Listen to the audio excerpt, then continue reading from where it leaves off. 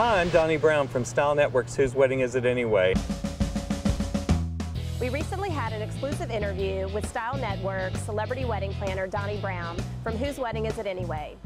Congratulations on your recent book, Donnie Brown Weddings, From the Couture to the Cake.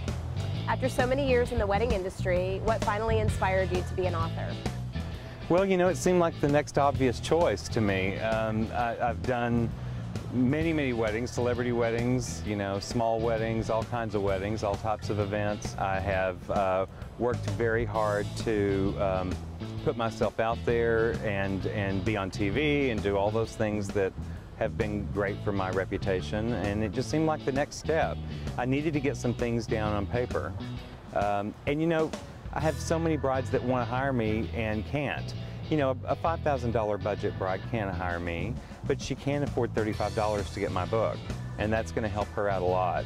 And I read a lot of other books in the industry about wedding planning, and one thing I found to be true with many of them is that they are so complex and so filled with information that an average bride's going to find that daunting.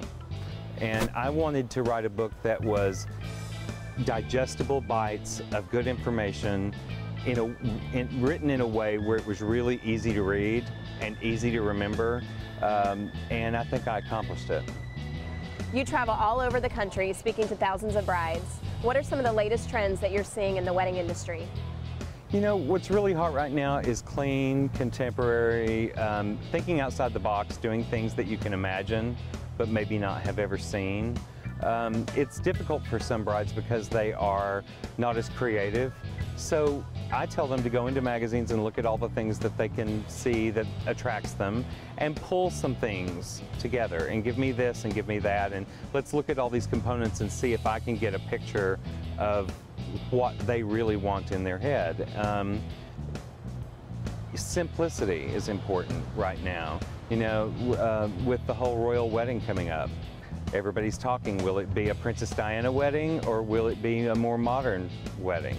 I think it's going to be a more modern wedding because I think that couples are looking for elegance and style and not as much fuss. In your book, you give some great advice to brides. What would you say are some creative cost-saving tips? Well, you know, that's hard right now. The economy's been bad for a couple of years. A lot of people have lost their jobs. Certainly a lot of fathers have been seeing the writing on the wall and coming to their daughters and saying, you know, that $100,000 you have for your wedding, well, guess what? It's 40 now. The problem is that brides know they have less money, but they're not tailoring down their expectations of their wedding at the same time. And that's tough, but you have to educate them. And you have to find out what it is that is most important to them, because to some people it's the band, some people it's the food, many brides it's the flowers. You have to find out what it is and prioritize it, and cut back on the things that you don't feel like you need. If you don't have favors, you don't have favors. You know, that's not going to be a deal breaker for your wedding. I think some things are critical. I think lighting is one of those things that seems like a ridiculous expense, but I don't think you can do a wedding without it. I mean, how many times have you ever walked into a bright ballroom after 3 or 4 cocktails and felt good about how you looked? I mean, that's just how it is.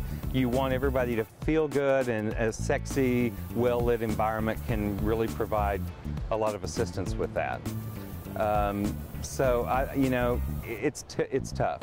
But I try to tell them the things that I feel like are the 3 most important things: what people see, what people eat, and what people hear. Those are the things that are important. Photography is very important, but do you have to spend $10,000 on a photographer? There's $5,000 photographers that are really just as good. Just make sure that you pick wisely.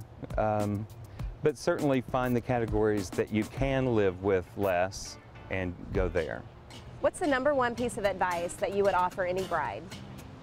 My #1 piece of advice is hire a wedding planner. It seems like an outrageous expense in your budget, but I tell you, if you consider the fact that there are wedding planners who have relationships with a lot of different professional vendors and they know how they price, how they work, what the result is, what to expect, And the bride doesn't know all that. That's number one. Number two, if I've got a photographer or a florist that I work with a lot and send them lots and lots of business, I get a lot more deals from that person than an individual coming into the industry would on their own. So, you know, if I go to a photographer and say, you know, this bride wants your $10,000 package, but she's only got $7,500. 9 times out of 10, I can negotiate with them and get that price. Well, that's $2,500 off the wedding planner fee right there. And it doesn't take very many times to do that till your planner's free, and then all the stress starts to fade away and all the details start to get locked down and everything gets buttoned up, and it's just a whole lot simpler through the process. So Donnie, we've all seen you on Whose Wedding Is It Anyway? And we know that you've mastered grace under pressure. So tell us, how do you keep your bride stress-free on their wedding day? Well, that's not always easy, you know. Brides come in all shapes and sizes and packages, and they watch a lot of TV, they watch the good stuff, and sometimes they watch the bad stuff. And it teaches them to do things that they probably shouldn't do. My job, I think, is to keep them centered and focused on the goal, which is to be married, not to have a party so much as to actually start a marriage. And so I remind them of that consistently. I tell them, you know, the camera, if there's a camera there, the people are there watching, and those things are you know, they capture what they see, and they only get what you give them. And so you have to be really cautious to look really good and sound really good, and it's like a play. It's like a great Broadway play, your wedding. You're the cast of characters in the play, and the wedding is the stage, and the audience are your guests, and so you really want to put on the perfect performance. So in order to keep them stress-free is to remind them that it doesn't matter what happens. If you're watching a play and something happens on stage, people just keep on going. So if something happens, you just keep on going. Because if you stop or make a big deal out of it, granted that can make it funny and, you know, get the crowd involved, but at the same time, it can show how you handle grace under fire by just letting it slide off and moving on. The other thing is to really get to know your couples and for them to know who you are and what it is you can accomplish.